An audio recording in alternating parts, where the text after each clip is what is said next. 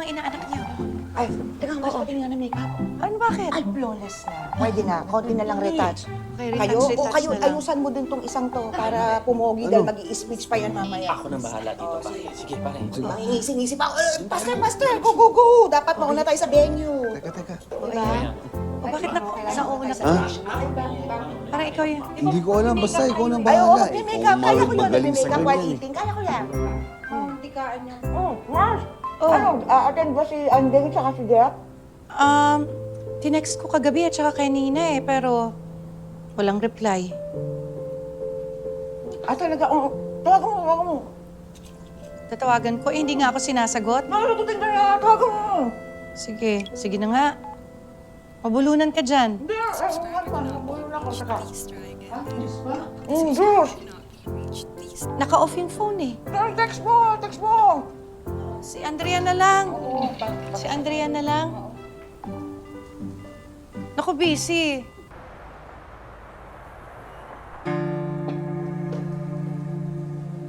Pinaasa nila ako, Mayet. Nung final interview, grabe pa yung puri nila sa akin. Puring-puri ako eh. Narinig ko pa yung mga side comment ng mga panel sa conference call. Ipasabi-sabi pa sila ng, she's the one! Tapos, afterwards, nag-email sila sa akin.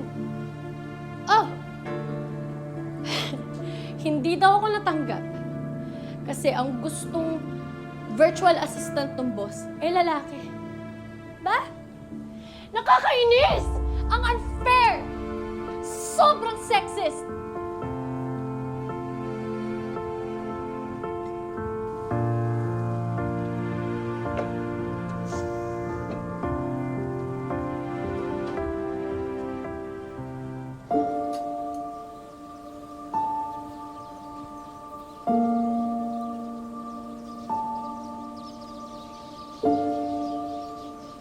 May lakad ka?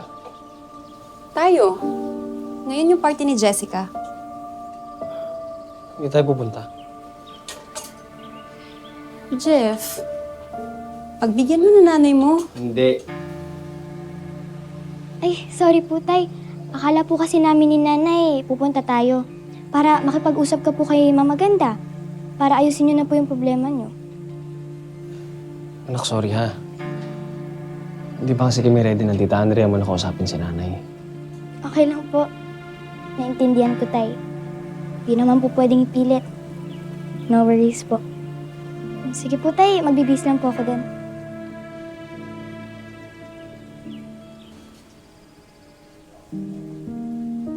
Alam mo bang excited yung anak mo? Minsan lang siyang maka-attend ng party.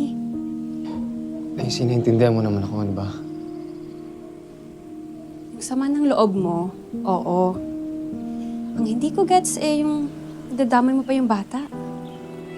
Ano? Tutuloy ko pa ba itong pinaplansya ko?